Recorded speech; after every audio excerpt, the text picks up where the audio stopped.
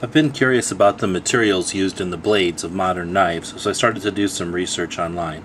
As I accumulated some results, the list became pretty long, and I posted them here on one of our websites, and you can see there's a lot of information. So I think the best way to get it across, the best way to present it, would be in a short video. Hopefully this will be informational, and it'll also act as a way for me to solicit some contributions or feedback from anybody who might be interested.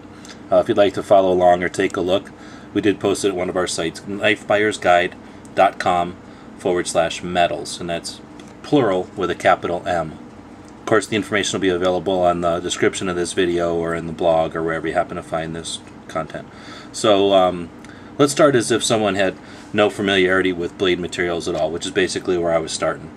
The blades, for the most part, are going to be made out of steel. There are some exotic alternatives, which we'll mention at the end, but for the most part, blades are made out of steel. So what is steel? Steel is a combination of iron and carbon, and the percentage of carbon in the mix is what's going to give it its characteristics of hardness or softness and things like that. Other elements that are used, things like manganese and chromium, are also sometimes used in the production of steel. Something like chromium, for example, is going to lend a characteristic of corrosion resistance. So a steel with a high level or a high percentage of chromium is going to be more resistant to rust, for example, than a steel with less chromium. So the beginning of my research here, I just put some of the more common alloys or some of the common elements used in steel, and then the attributes that they give to the final result. Again, some of the alloys and their characteristics. So once we know how steel is made and the way that the ingredients are going to give us a final result, we have to organize all that. So that's done by grading the steel, and that's done by various organizations such as automotive engineers, societies for testing and materials, places that are going to give us a framework or a place to start from. However, if we just go there and ask them about steel, the options are overwhelming. So the way I started out my research, I'm going to scroll down to the bottom of the page here.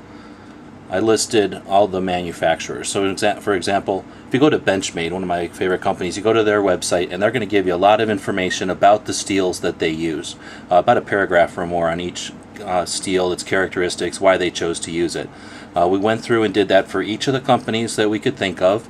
Most of the bigger companies and most companies in general are going to talk about the steel that they use in their knives. Some of them even talk about the choices and why they chose the steels they did. So as you go through our results, what you're really looking at is a list of these steels, and in the left-hand column here, they're all the names of all these steels. They mostly have weird names like AUS 8 or 134 CM. So these are the names, and you can see that there's quite a few of them. So we had to try to break it down a little bit further if we could. Most people agree that you can divide steel between carbon steel and stainless steel. And the difference here is, again, that level of chromium. Chromium is one of the ingredients, and once you get to 11% chromium, it switches over to a stainless steel. So any steel with a chromium level of less than 11% would be considered carbon steel. Any steel with a chromium content of more than 11% would be considered stainless steel. And we're not going to get into the specifics, but basically that's what gives it a resilient outer protection from corrosion like rust. Typically speaking, your carbon steels are going to hold an edge better, are going to be easier to sharpen. However, a stainless steel is going to be impervious to corrosion, less maintenance, and once it has an edge, it's going to hold that edge longer, typically. Now, some of the newer steels, some of the newer metals, are taking the positive characteristics of both sides and combining them into high-quality super steels. And that's really where the questions come up. So I've broken it down between the blue side, the carbon steels, and the green side, the stainless steels, and that's just a visual frame so that you can see where you are if you're scrolling up and down the list. So again, I started with the manufacturers, and for example, Cold Steel uses 1055. Ontario Steel mentions they use 1075, and that's where the list developed. Some of the steels are used by lots of companies. Something like D2, a very popular steel, is used by Benchmade, Kershaw, Microtech, Spyderco, SOG, and K-Bar. So in those cases, I highlighted the steel because it is a fairly common one used by a lot of companies, very popular steel. Included things like its ingredients, its alloys, the Rockwell hardness, and then we even used price from a couple of different sources: a steel company and a company that supplies materials to custom knife makers, to get some relative prices. So we compare, for example, a high-speed powdered crucible steel to a fairly common 440 steel and get a price on a 1 foot by 2 inch by 1/8 inch piece of steel. We also have some information on characteristics and just general information. For example, a neat one is 154 cm, which was actually developed for use in jet engines. So hopefully the results of the research here is interesting for people. Again, basically you're looking at the names of the steel down the sides and then information about the steel that you can use to compare them. Please feel free to give us some feedback.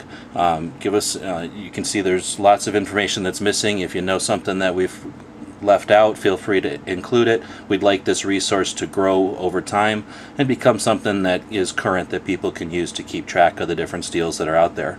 So again, thanks for watching. Check out the results of the research and please feel free to contribute.